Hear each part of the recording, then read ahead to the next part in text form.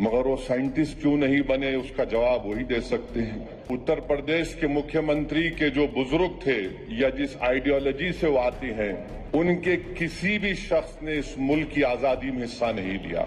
जिसके जहन और दिल पर गहन लग चुका है, तो दुनिया की कोई रोशनी उसके सर पे नहीं पहुंच सकती। सरजमीन हिंद पर अक़वाम आलम के फराख काफिले बसते गए, हिंदुस्तान बनता गया। अभी आज से थोड़े दिन पहले उत्तर प्रदेश के चीफ मिनिस्टर ने उत्तर प्रदेश की असेंबली में ये कहा कि उर्दू पढ़ना कटमुल्लाओं की तरह मौलाना बनाना की बात है, साइंटिस्ट नहीं बनते। अब जाहिर है उत्तर प्रदेश के मुख्यमंत्री को तो उर्दू नहीं आती, मगर वो साइंटिस्ट क्यों नहीं बने, उसका जवाब वही दे सकते हैं। उत्तर प्रदेश के मुख्यमंत्री ने कहा कि उर्दू पढ़ने से कटमुल्ले बनते हैं। अब उत्तर प्रदेश के मुख्यमंत्री के जो बुजुर्ग थे या जिस आइडियोलॉजी से वो आती हैं, उनके किसी भी शख्स ने इस मुल्क की आजादी में हिस्सा नहीं लिया। ये गोरखपुर से आती हैं और उसी गोरखपुर से रघुपति साहेब फराख भी आते हैं। फराख गोरखपुरी उर्दू का एक बहुत बड़ा शायर था, मुसलमान नहीं था।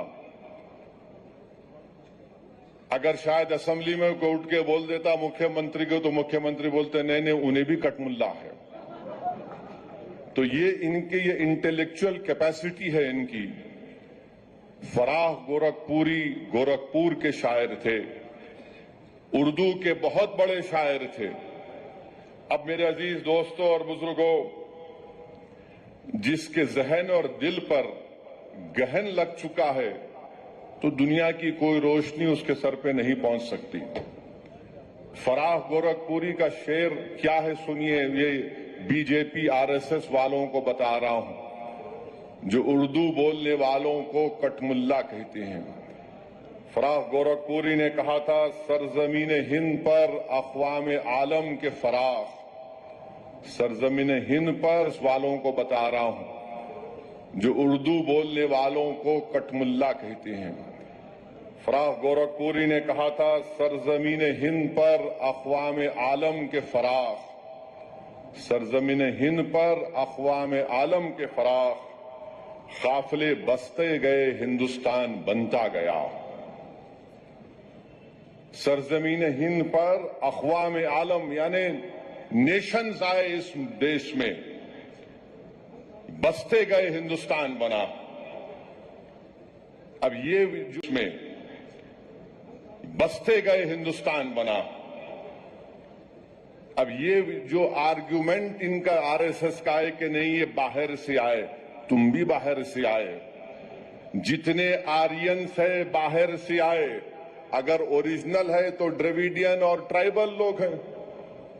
फराख गोरखपुरी ने सच्चाई को बयान कर दिया। अब इनको नफरत इतनी उर्दू से है कि इनको शायद ये भी नहीं मालूम होगा कि हसरत मोहानी ने कलकत्ता में अंग्रेज लीडर कौन था, मॉन्टेग्यू के खिलाफ हसरत मोहानी ने नारा लगाया था। क्या नारा लगाया था? इनकलाब जिंदाबाद, इनकलाब जिंदाबाद। अब शायद इनको ये भी नहीं मालूम होगा कि सुभाष चंद्र बोस, नरेंद्र मोदी उनका स्टैचू लगाए दिल्ली में। अब नरेंद्र मोदी इनको छोड़ दिए, तुम जरा ये बोलते रहो। सुभाष चंद्र बोस जो आजाद हिंद फौज बनाए थे, उसका नारा क्या था? इत्तेहाद, एतेमाद और कुर्बानी। इत्तेहाद, एतेमाद और कुर्बानी नारा था सुभाष चंद्र बोस का, नेताजी सुभाष चंद्र बोस का। इस हैदराबाद से वजीर सुल्तान, एक मशहूर फैमिली थी, उनके एक खानदान के फर्द नेताजी के साथ चले गए भारत छोड़ के। इसी मुल्क में हैदराबाद के सफरानी साहब थे, नेताजी के साथ चले गए। ये नहीं मालूम शायद मुख्यमंत्री को, तो यहां हैदराबाद से हम मुख्यमंत्री को ज्ञान दे रहे।